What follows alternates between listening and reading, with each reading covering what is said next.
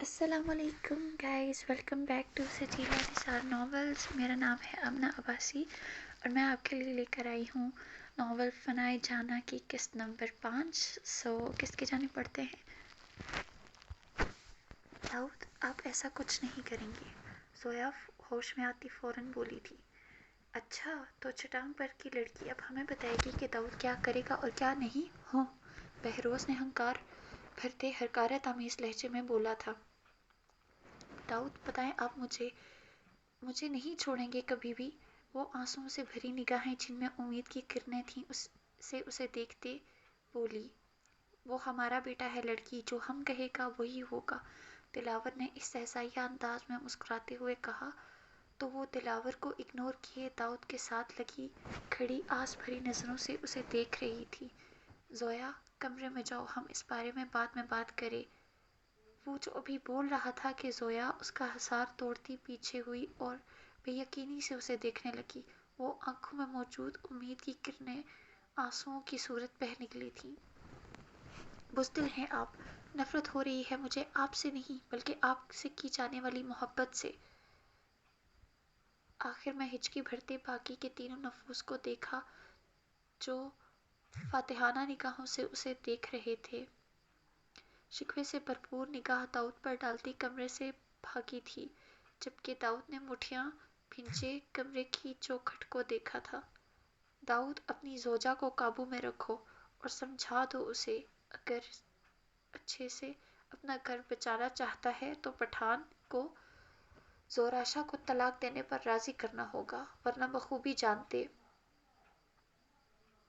بہروز نے اس کے کندھے پر ہاتھ رکھتے کہا، جس نے ہونٹ سختی سے بھیجے سر اسبات میں ہلایا تھا۔ زوراشا کچھ کھانے کے بعد فریش ہو کر وہی کپڑے دوبارہ سے پہنتی بیڈ پر لیٹی جلدی ہی سو گئی تھی۔ جب اٹھی تو گھڑی دوپہر 2 کی سوئی عبور کر چکی تھی۔ وہ ہڑبڑا کر اٹھی اور ارد گرد دیکھا، یعنی پٹھان ابھی تک نہیں آیا۔ خود سے بڑبڑاتی پیر بیڈ سے نیچے لٹکائے جوتی کو اپنے پاؤں میں اڑیسا اور کھڑی ہوئی کہ دروازہ کھلنے پر ایک دم سے اچھلی، لیکن پٹھان کو اندر داخل ہوتے دیکھ اس نے گہرا سانس بھرتے تیز دھڑکنوں کو قابو کیا تھا اور پٹھان کو دیکھا جو دروازے میں ہی کھڑا ٹکٹکی باندھے اسے دیکھ رہا تھا۔ کیسا لگا میرا کمرہ؟ سر پر بندھا رومال اتارتا، بالوں میں زور سے ہاتھ پھیرتے ان کو بگاڑا تھا۔ خوبصورت ہے، اس نے گول سائز بیڈ کو دیکھتے ہلکلاتے ہوئے کہا۔ کچھ کھایا؟ اس نے قمیض کے اوپری 2 بٹن کھولتے ہوئے پوچھا تھا۔ جی، وہ اس کے عمل سے نظریں چرائی بولی تھی۔ یہاں آ کر کیسا فیل ہو رہا ہے؟ وہ اس کے قریب جاتا اس کا ہاتھ تھامے بولا تھا۔ ابھی تو چند گھنٹے ہوئے ہیں اور وہ بھی سو کر گزارے، ایسے کیسے بتا سکتی؟ اس نے نظروں کا مرکز پٹھان سے ہٹائے دوسری چیزوں کو بنایا تھا تو اس نے مسکراتے ہوئے دوسرے ہاتھ میں پکڑا رومال اس کے سر پر دیا تھا۔ میری پٹھانی، اگر خود کے پیدا ہونے پر رشک نہ آئے تو بے شک اپنی اس خاتم کو سزا دے دینا۔ اس نے ان الفاظوں کو زبان سے ادا کرنے کی زحمت نہیں کی تھی بلکہ دل میں مخاطب ہوتے مسکرانے پر اکتفا کیا تھا۔ پٹھان، ایک بات پوچھوں؟ اس نے ڈرتے ڈرتے لب کچائی اس سے پوچھا تھا۔ ہاں کہو، وہ رومال اس کے سر پر باندھتے ہوئے بولا تھا۔ موسیٰ، تم یہ سب چھوڑ کیوں نہیں دیتے؟ اس کی بات پر اس کے سر پر رومال باندھتا ہاتھ رکا تھا اور چونک کر اسے دیکھا، پھر سر جھٹکتا اپنا کام سر انجام دینے لگا۔ بتاؤ نا موسیٰ۔ وہ اپنی بات کے اگنور ہوئے جانے پر دوبارہ پوچھنے لگی۔ یہ ایک ایسی دلدل ہے جس میں پیر کا ناخن بھی رکھو تو پورے دھسے جاؤ گے۔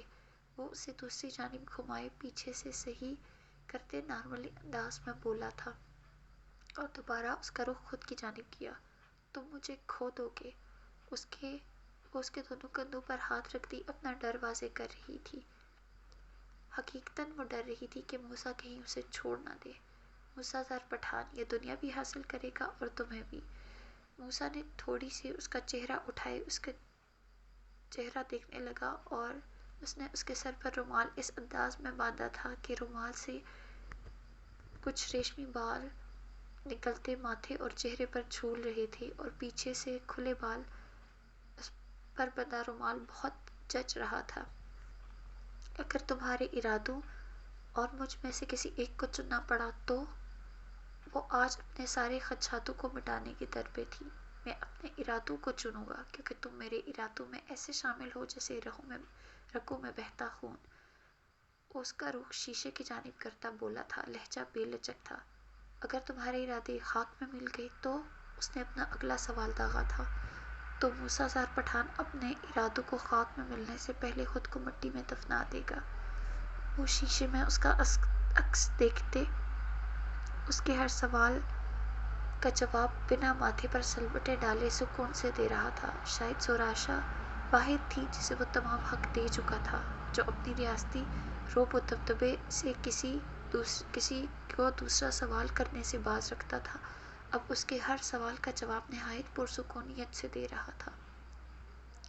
اگر میں تمہیں کہوں موسیٰ، میں زوراشا پٹھان یا تمہارا مقصد، ہم دونوں میں سے کسی ایک کو چنو تو کسے چنو گے؟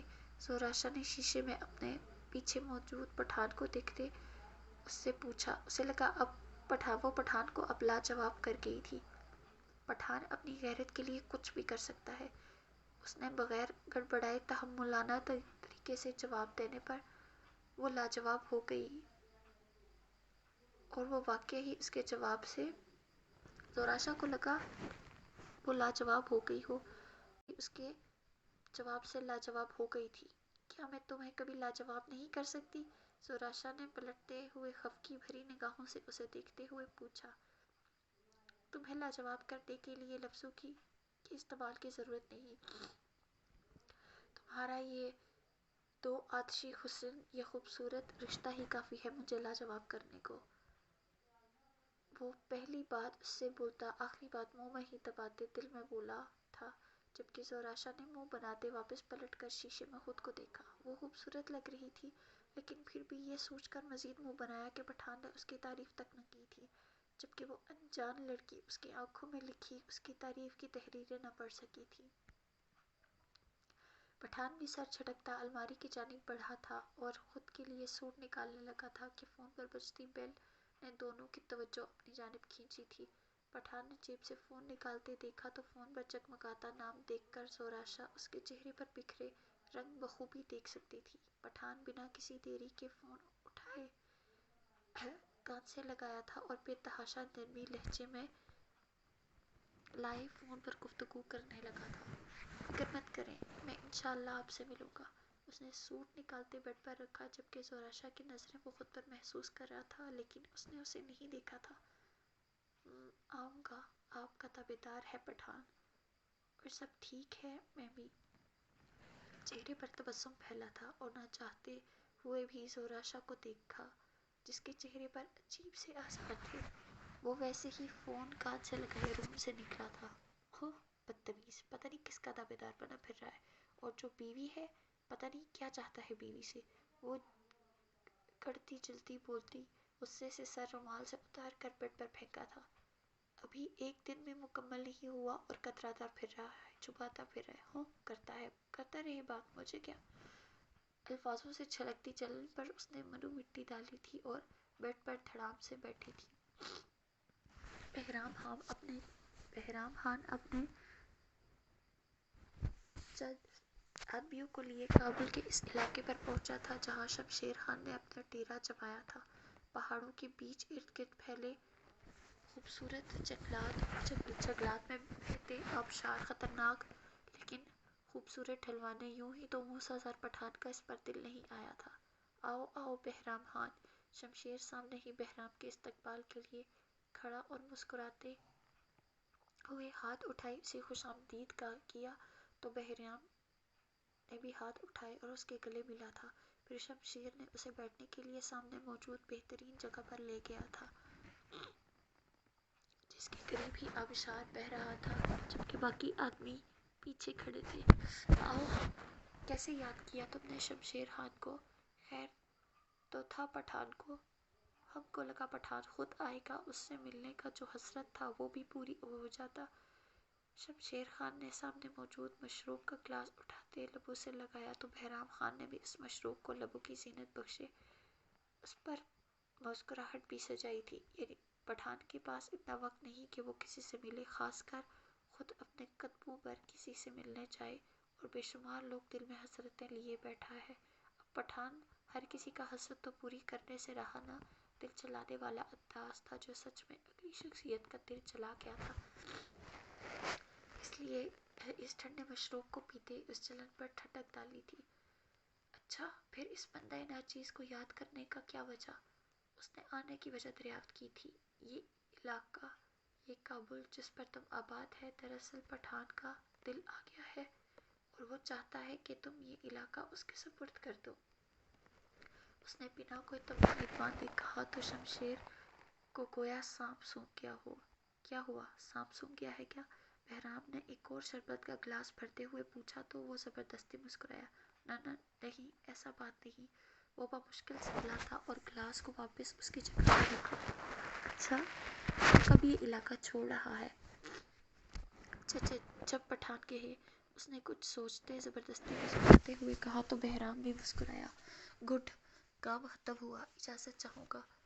بہرام بولتا اٹھا تھا تو شمشیر بھی اٹھا اور اس پر مسافے کو ہاتھ بہرام نے بڑھایا تھا جس پر وہ ہوش میں آتا تھام گیا، تو بہرام بھی اپنے آدمیوں کو اشارہ کرتے وہاں سے نکلا تھا۔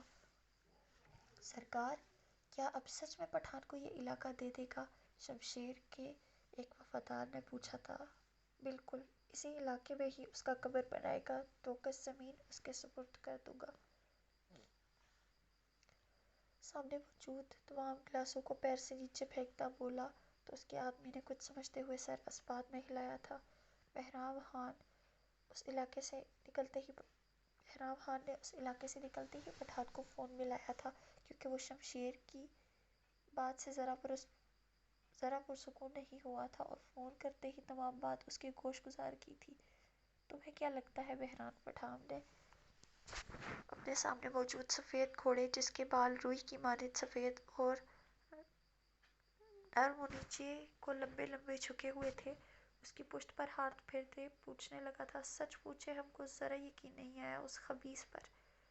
بہرام کی بات سنتے ہی کان میں لگی بلوٹوتھ پر انگلی رکھی۔ اچھی بات ہے، مجھے بھی یقین نہیں۔ آدمیوں سے کہو علاقہ گھیر لیں اور ان کی سربراہی تم خود کرنا۔ موقع ملتے ہی سب کو جہنم واصل کرتے شمشیر کو زندہ پکڑ لینا، اور اس سے پہلے کہ وہ مزید کچھ کہتا ایک ہڑبڑایا ہوا گارڈ اس کی جانب آیا۔ کیا ہوا؟ پٹھان نے اس کی ہڑبڑاہٹ کو نوٹ کرتے اس گارڈ کو پوچھا تھا۔ دوسری جانب بہرام نے بھی حیرت سے فون کو دیکھا تھا۔ پٹھان، آپ کے کمرے سے چیخوں کی آواز آ رہی ہے، وہ ہانپتا ہوا جلدی سے بولا تھا۔ چیخوں کی آواز؟ زہرا شاہ؟ وہ خود سے بڑبڑاتا فون بند کیا اور گارڈ کو اشارہ کرتا استبل سے نکلا گھر کی جانب بھاگا تھا۔ اس کا اشارہ سمجھتے ہی اس گارڈ نے گھوڑے کی لگامیں تھامے اس کو اس جگہ پر باندھا تھا۔ پٹھان نے اپنے گھر کے بالکل ساتھ ہی گھوڑوں کے لیے خوبصورت سا گھر بنوایا تھا۔ پٹھان جلدی جلدی سیڑھیاں پھلانگتا تیسرے فلور پر پہنچا تھا جبکہ زہرا شاہ کے چیخنے کی آواز اس کو گھر میں داخل ہوتے ہی سنائی دے رہی تھی۔ جیسے ہی دروازہ کھلا، دروازے پر کھڑا ہی وہ سامنے کا منظر دیکھنے لگا تھا۔ زہرا شاہ! تو یہاں تک تھی آج کی ایپیسوڈ۔ اگر آپ کو ویڈیو پسند آئی ہو تو پلیز لائک ضرور کیا کیجیے اور کمنٹ کر کے اپنی آراء کا اظہار ضرور کیا کیجیے۔ آپ کے کمنٹس ہم لوگوں کو ایک پاور دیتے ہیں مزید محنت کرنے کی۔ سو پلیز اگر آپ لوگ ویڈیو دیکھتے ہیں، سنتے ہیں تو پلیز لائک، کمنٹ، شیئر ضرور کیا کیجیے اور چلیں نیکسٹ ایپیسوڈ میں۔ ٹل دین ٹیک کیئر، اللہ حافظ۔